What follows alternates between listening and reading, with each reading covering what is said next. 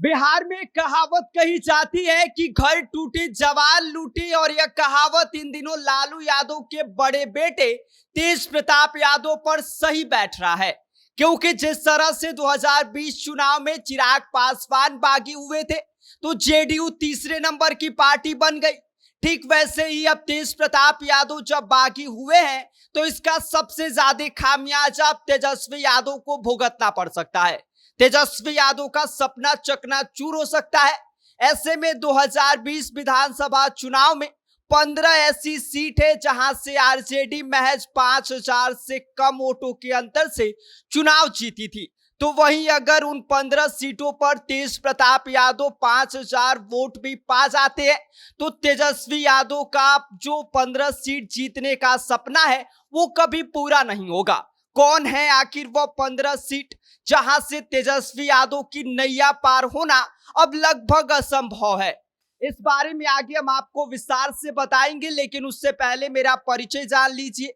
मेरा नाम विष्णु है और आप देख रहे हैं जनता जंक्शन। घर की भेदी लंका ढाए, बिहार की राजनीति में यह कहावत कोई नई नहीं है, लेकिन इन दिनों यह कहावत लालू यादव के बड़े बेटे तेज प्रताप यादव पर पूरी तरह से फिट बैठ रहा है। और वजह साफ है, तेजस्वी यादव के खिलाफ तेजू भैया का बगावत। 18 अगस्त की रात को 11:58 पर तेज प्रताप यादव यह घोषणा कर देते हैं कि भैया हम नई पार्टी बना रहे हैं जिसका नाम होगा जनशक्ति जनता दल। यानी कि अब बिहार की सियासत में मुकाबला होगा छोटे भाई की आरजेडी बनाम बड़े भाई की जनशक्ति जनता दल।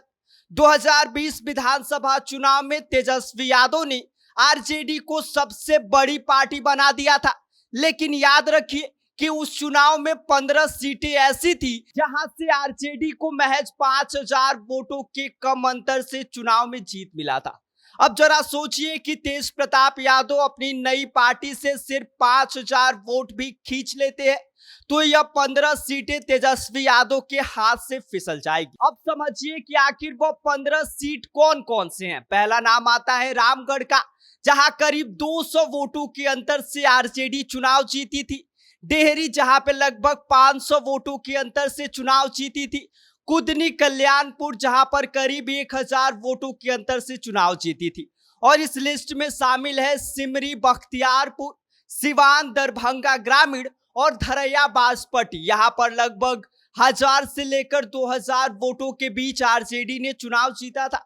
इसके अलावा अलौली, सुगौली, बड़हरिया, इस्लामपुर, बोध गया और समस्तीपुर भी शामिल है, जहां पर लगभग 2000 से लेकर 4500 वोटों के बीच के अंतर से चुनाव आरजेडी जीती थी। अब जरा आंकड़े देखिए और इस बात का अंदाजा लगाइए कि आरजेडी की जीत कितनी बाल बाल बची थी। तेज प्रताप यादव के पास भले ही तेजस्वी यादव की तरह मजबूत जनाधार न हो, लेकिन लालू यादव के बेटे होने का फायदा उन्हें जरूर मिलेगा। और यह फायदा उनको मिलेगा आरजेडी के कोर वोट बैंक में सेंध लगाने का। तेजस्वी भले ही खुद को लालू यादव का असली वारिस कहे, लेकिन तेज प्रताप यादव की एंट्री उस वारिसात को खत्म कर सकती है। याद कीजिए 2019 का लोकसभा चुनाव, जहां से तेज प्रताप यादव ने अपने करीबी चंद्र प्रकाश को जहानाबाद सीट से उतारा था, जहां से आरजेडी को करारी हार का सामना करना पड़ा और जेडीयू वहां से जीत गई और हार का मार्जिन सिर्फ 1751 वोट था, जबकि चंद्र प्रकाश को 7700 के करीब वोट मिला था। यानी कि घर का ही दिया चिराग पूरे जवार को जलाने वाला बन गया। राजनीति में सब कुछ आंकड़े और परसेप्शन का खेल है और इस वक्त परसेप्शन बस यही बात पर बन रहा है कि तेजस्वी यादव अपनी ही पार्टी और परिवार को एकजुट करने में अब सक्षम नहीं है। तेज प्रताप ने ना सिर्फ नई पार्टी बनाई है, बल्कि सोशल मीडिया पर अपनी बहनों मिसा भारती, राज भारती और हेमा यादव तक को अनफॉलो कर दिया है। मतलब पारिवारिक दरार अब पूरी तरह से सार्वजनिक हो चुकी है। विपक्षी पार्टियां, खासकर बीजेपी, इसे हवा दे रही है। कभी तेज प्रताप यादव को पार्टी ज्वाइन करने का न्योता भेज रही है तो कभी उनकी बगावत की जमकर तारीफ कर रही है। आखिरकार घर टूटे जवार लूटे की राजनीति में सबसे बड़ा फायदा विपक्ष का ही होता है। लालू यादव अपनी पूरी जिंदगी में एमवाई समीकरण यानी कि मुस्लिम यादव समीकरण पर राजनीति की और बिहार में 15 साल राज किया।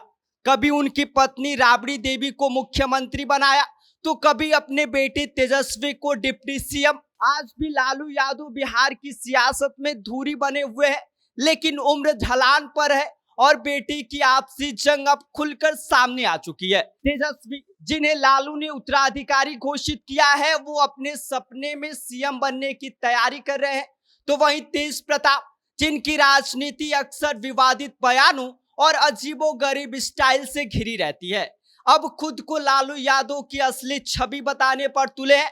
तेजस्वी यादव और तेज प्रताप यादव की लड़ाई से 2025 का चुनाव दो तरह से प्रभावित हो सकता है।